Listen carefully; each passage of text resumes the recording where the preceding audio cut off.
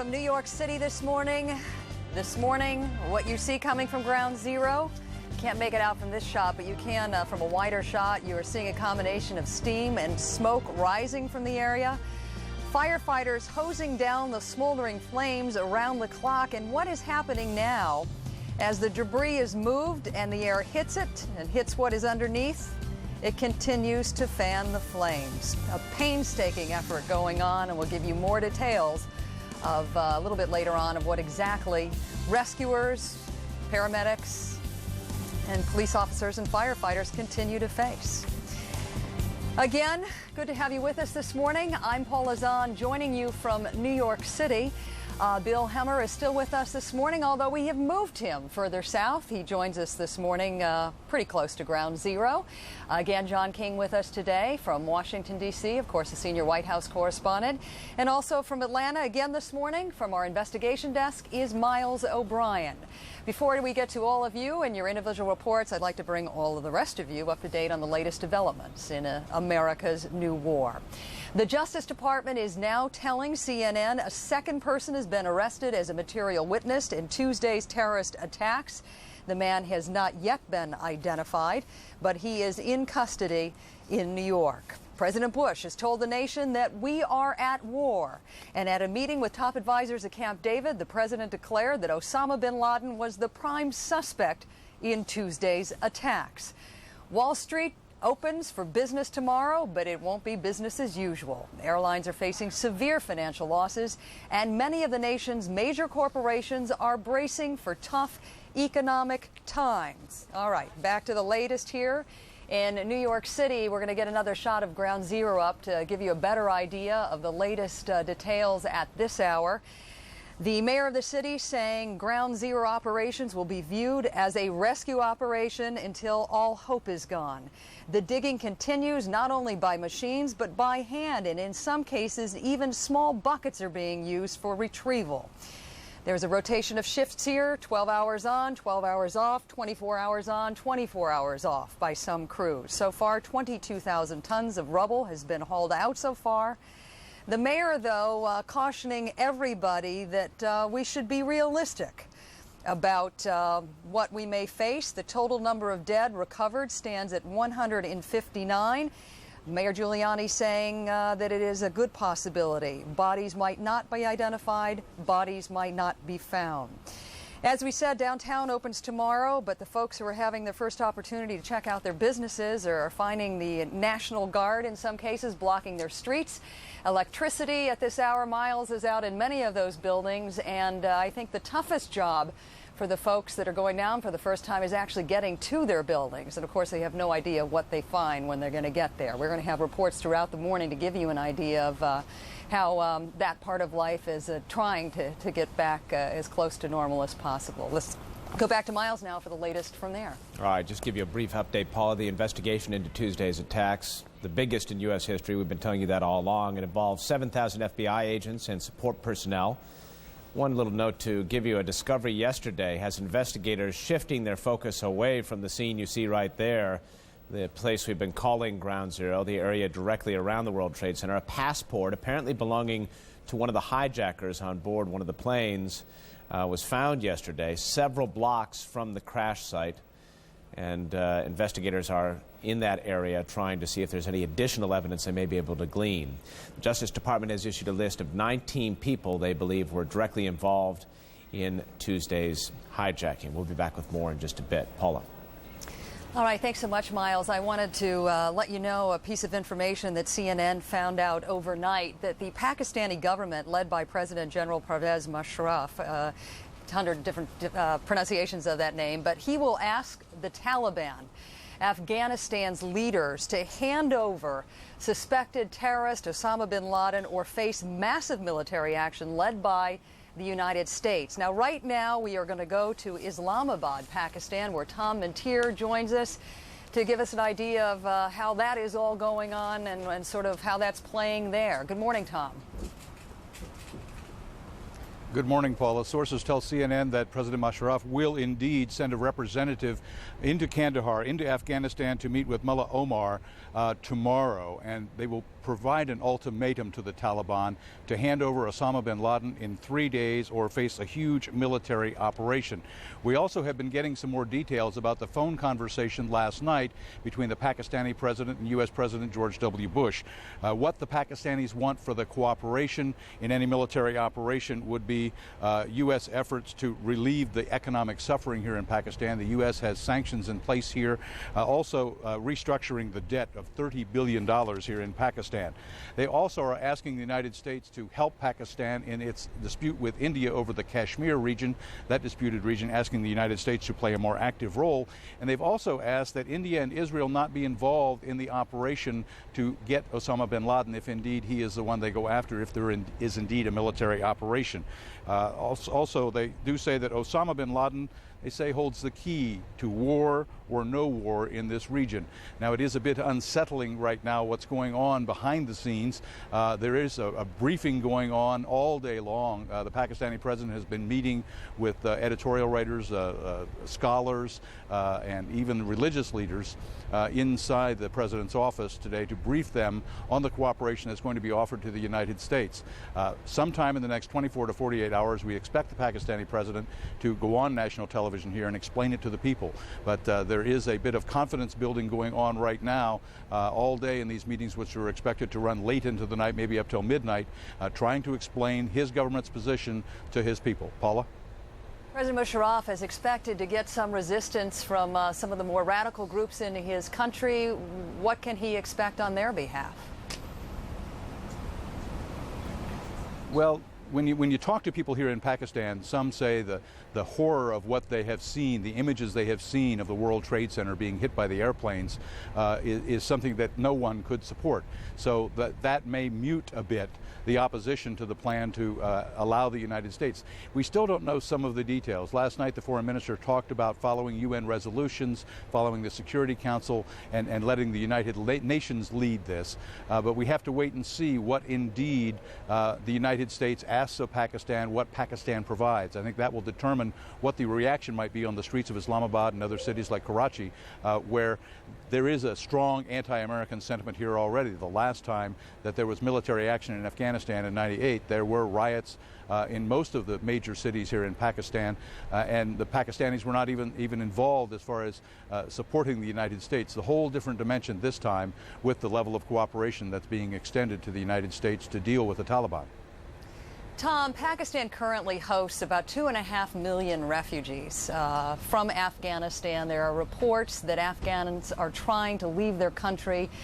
What is happening at processing points right now? Can they get into Pakistan if they want to, the ones that are trying to flee over the last couple of days? Well, the borders have been open for the last few days. I talked to someone from the UNHCR, United Nations Commissioner for High Refugees. They expect the outflow from Afghanistan to be steady, and the closer it gets to a military option, they expect that flow to increase like turning on a spigot. They say that there could be hundreds of thousands, if not millions, still to come out of Afghanistan. They're bracing what they say for the worst, trying to reposition supplies and tents. The camps are already very, very full, but they say that if indeed there is the increased threat of military action inside Afghanistan, people are running for their lives, and the place they're running for is Pakistan right now. So they expect the areas around the border between Pakistan and Afghanistan to be extremely crowded in the next few days as people are packing up their belongings, what they have. If they have the money and ability to move out, many of them have already done so.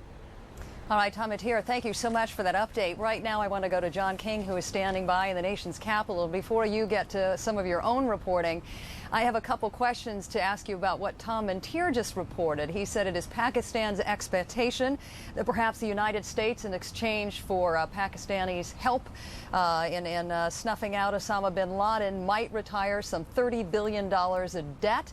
They also expect the U.S. to get involved with the dispute with Kashmir and India. Is that going to happen?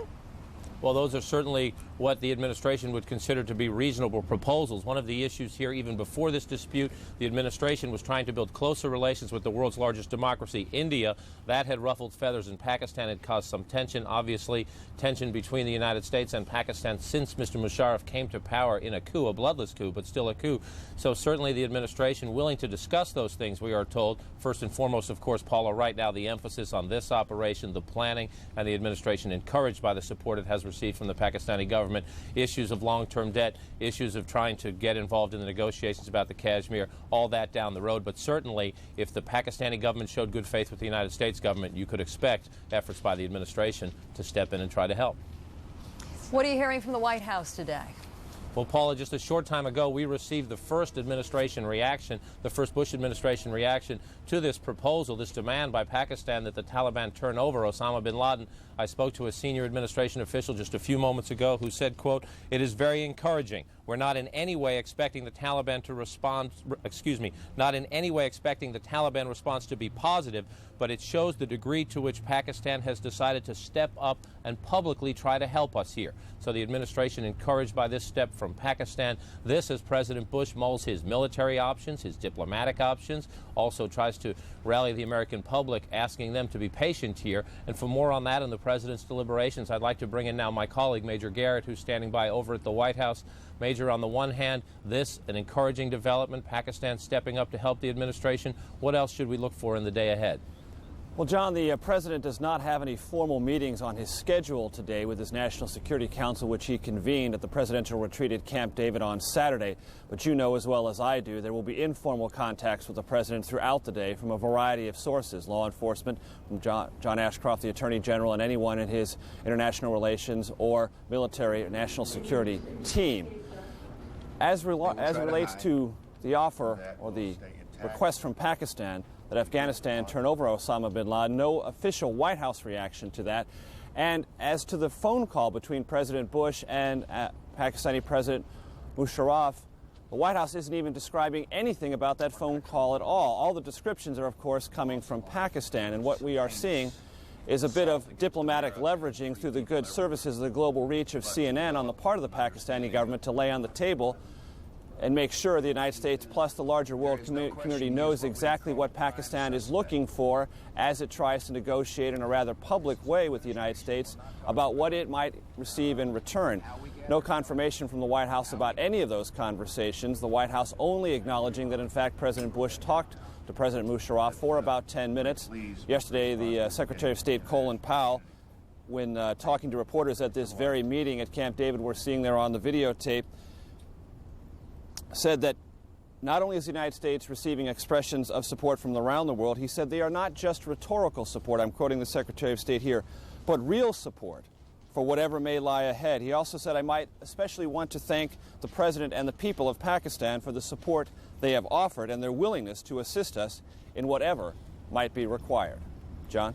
Major, I want to shift gears just a little bit here. It is now the Sunday after these attacks, and last week the administration worked with the stock market, worked with major sports organizations like the NFL and Major League Baseball, asking them and cooperating with them in canceling, not opening the markets, canceling the games. Tomorrow, the administration sort of dubbing back to business day, if you will. Major League Baseball will resume, the markets will open. These may seem insignificant given the depth of this crisis, but an effort by the administration to show that life is getting back to normal. Not back to normal, but getting back to normal. Any case of nerves? Well, the White House clearly wants to begin to turn the country's attention back to some of the more fundamental activities in this country. Clearly, the stock market is fundamental to American capitalism and American business. And on a lighter side, but a not insignificant side, returning Major League Baseball to full activity, other sports activities. A distraction, and in the President's view, a helpful distraction. He mentioned that yesterday as a sign of normality returning to the United States. You know, in U.S. history, the distractions provided by things like Major League Baseball, sporting events, entertainment has often provided immense sustenance to the public when there is so much concern, so much edginess. Clearly, concern and edginess are a part of the atmosphere the White House knows exists across the United States, and the President wants to move in the direction of normality returning sooner rather than later. John? All right, CNN's Major Garrett at the White House, thank you very much. As Major noted, an effort to start getting back to normal. But in the President's own words yesterday, we're at war. CNN's David Enser now takes a look at whether or not, as the President mulls his military options, Is there a quick fix out there? An angry and determined president is promising action. We will find those who did it. We will smoke them out of their holes. But if Osama bin Laden is the culprit, revenge against him or against his hosts, the Afghan Taliban government, will not be easy. Cruise missiles fired in 1998 missed bin Laden and may only have strengthened his image. Even if bin Laden is killed, many analysts say that would not stop terrorism by his followers. I would want to destroy as much of bin Laden as possible. I'm simply saying that's like picking a wart off your neck or something. That doesn't do much. That's a very superficial blow against this kind of capability.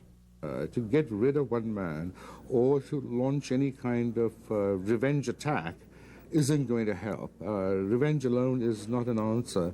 There has to be a complete eradication and elimination of all the training camps. But bombing alone would not likely achieve that. And there are indications those terrorist training camps in Afghanistan are today largely empty. Much of bin Laden's support is across the border in Pakistan, in the area around Peshawar.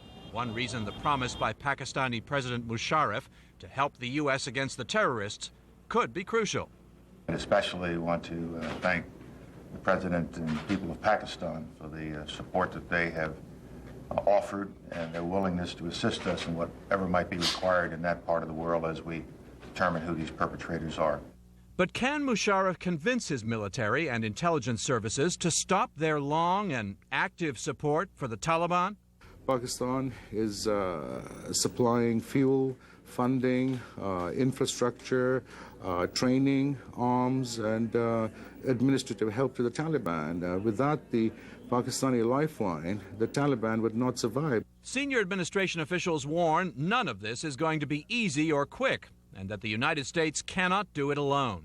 It could, in fact, take years, analysts say, of political, economic, and military effort before Americans can overcome their newfound fear of mass terrorism on U.S. soil. We're talking about a war, and that's a campaign. And in a campaign, there are going to be a lot of battles. We're going to win some of these battles. We're going to lose some of these battles. There are going to be more civilian casualties on both sides. More Americans will die. Before it is over, many analysts say it could even require U.S. ground troops in the region. For now, though, the main focus of the Bush team is diplomatic, building a strong international coalition, much as the president's father did before the Gulf War. David Ensor, CNN, Washington. Obviously, our CNN correspondents here in Washington, in New York, and around the world following developments today. Also on CNN's Late Edition today, a special 3-hour Late Edition. Among the guests, the Secretary of State Colin Powell, the New York Governor George Pataki, and New York City Mayor Rudy Giuliani. Now back to Paula Zahn in New York. All right, John, I'm not going to let you get away so quickly. I got a question for you about some of the polling that's been done. The New York Times CBS News poll is now showing that 85% of the folks they talked to backed U.S. military action against those responsible for the attacks. And furthermore, 75% still supported military engagement, even if that risked the deaths of innocent people. Any response or any reaction to these polls from any of the folks you've talked with as you work the phones? Well, certainly administration officials very encouraged by the depth of the public support. Our own polling here at CNN shows very similar numbers. A rally around the president is not an uncommon trend in public opinion at a time like this. One of the reasons the administration, you've seen the president and other senior administration officials continue to urge patience is they are concerned, however. There is a concern in the administration that if the president reacted immediately with a military strike, A, it might be ineffective, but B, there is a concern that there are still members of these terrorist cells in the United States, and there is a worry that there would be some retaliation in the United States, perhaps in a major city, some way designed to try to undermine public support by having another horrific terrorist act. All right, thanks so much, John. We'll check in with you a little bit later on this morning. I wanted to share with you the headline in the New York Post this morning. It reads, "War Underneath that caption, a quote from the president from his radio address yesterday: "We are at war. You will be asked for resolve, for the conflict will not be easy. You will be asked for your strength because the course to victory may be long. Those who make war against the United States have chosen their own destruction." Right now I'm going to head back to Atlanta, where Miles O'Brien is standing by. I think Miles, David Ensor in his report gave Americans a pretty good idea of how difficult this campaign will be and how prolonged it might be. I understand you can graphically reinforce that thought this morning. Yeah, let's do a little geography lesson, if you will, Paula, and take a look at this map of Afghanistan and its surrounding region here for just a moment. David Ensor mentioned Peshawar. Peshawar is right there, and it is attached to Kabul by the famous Khyber Pass. The Khyber Pass is the scene of many military operations over the course of human history, all the way from Alexander the Great through the British occupation of India. This has been a significant place. It, at some places, is as narrow as about 10 feet, but it is a key mountain pass through the mountains which ring Afghanistan, and in particular Kabul. Kabul itself is 5,900 feet in elevation, one of the highest capital cities in the world. The entire country of Afghanistan is about the size of Texas. Now you've got Iran to the west, you've got Pakistan, of course, we've been telling you, to the east, and you have Turkmenistan and Uzbekistan and Tajikistan to the north. This distance right here is very crucial, because if you could put an aircraft carrier out here, perhaps for some sort of military intervention, the distance from here just to the border across Pakistan is about 400 miles. If you wanted to try to engage in some kind of bombing raid as far as Kabul, that's about 700 miles. That's significant because that is taxing the limits of a fighter aircraft's range at that point. As a matter of fact, it's pretty much out of range. So it's very limited as to how much military activity you could engage in from aircraft carriers. And given the political situations immediately around Afghanistan, the possibility exists. Actually, it'd be very difficult for the U.S. to stage any sort of attacks from that soil. So the military situation is not an easy one. It's very remote. And on top of all of that, we've been told there's a dozen or so camps that are linked perhaps to Osama bin Laden in Afghanistan. As David Ensor just reported, that border, that Khyber Pass, is porous enough that those camps may have moved into Pakistan. Just identifying targets will be very difficult, will require a tremendous amount of human intelligence, and may make it difficult for the administration to come up with some concrete response to all of this. Paula? All right, thanks so much, Miles. Joining me right now is General Tom McInerney, the former Assistant Vice Chief of Staff from the United States Air Force. Welcome, sir. Thank you very much for being with us this morning. Good morning, Paula. Are we, in fact, fighting two wars right now, one at home, one overseas? Absolutely, and we've got to fight them both simultaneously. And how does the United States do that? Well, we have to, and we're in the process of organizing it right now, and they're doing it very quickly. The one inside the United States will be done by the FBI and other federal and state city law enforcement officials.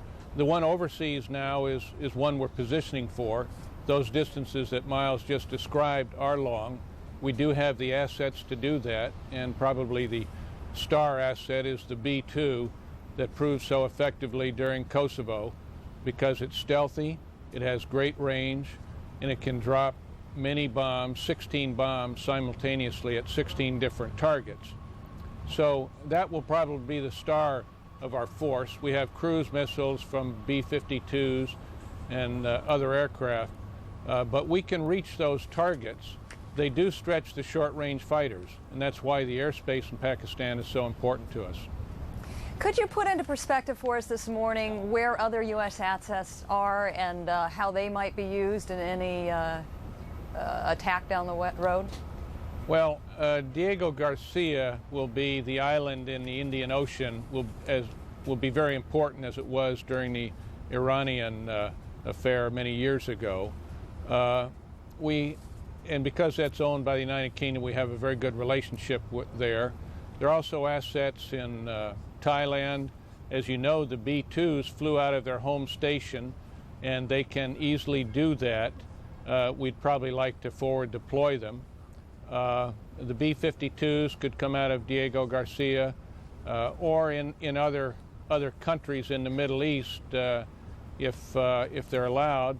China and Russia are very important in this equation. They're important because they have intelligence, airspace, and they can play a role in enabling us to hit targets there.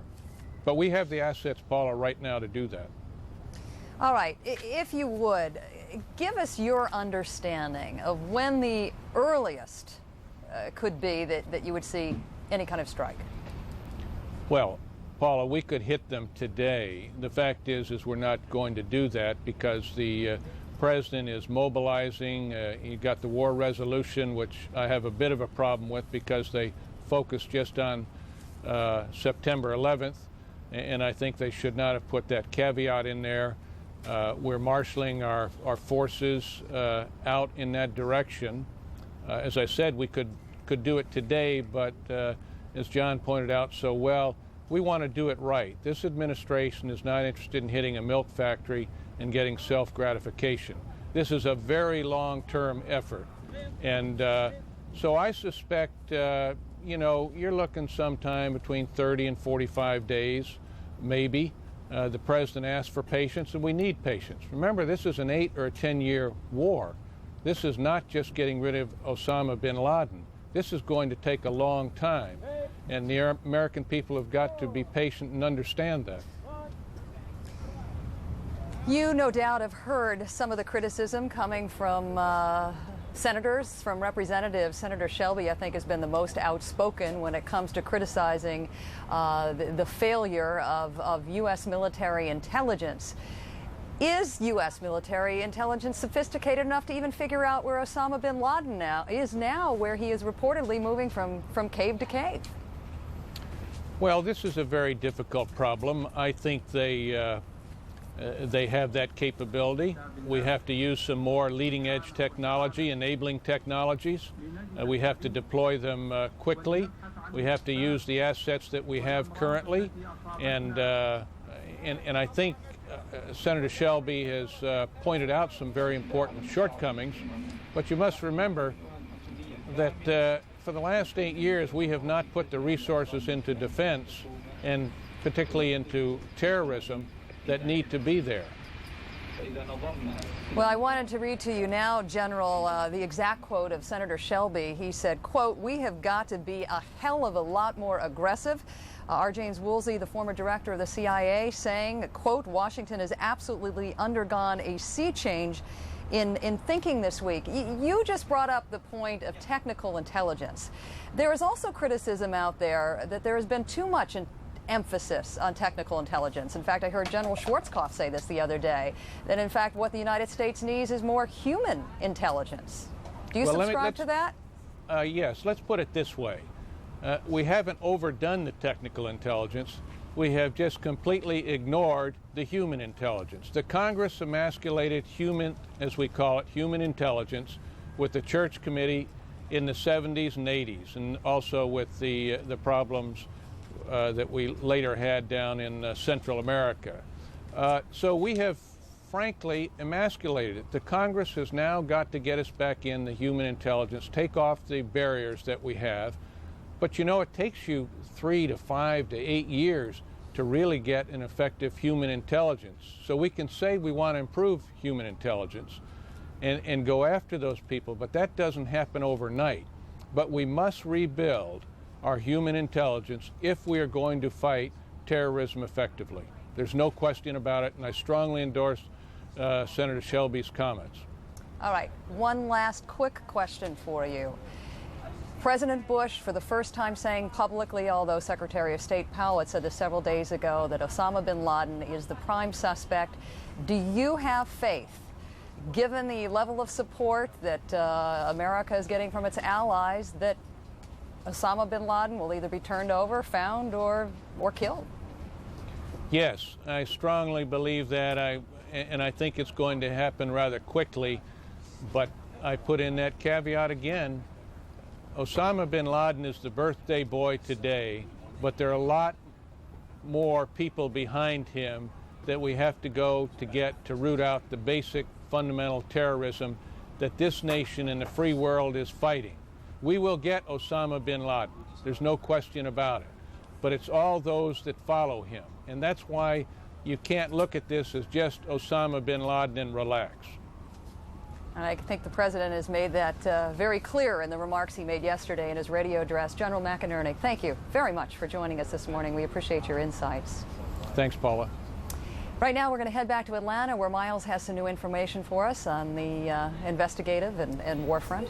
All right, Paula.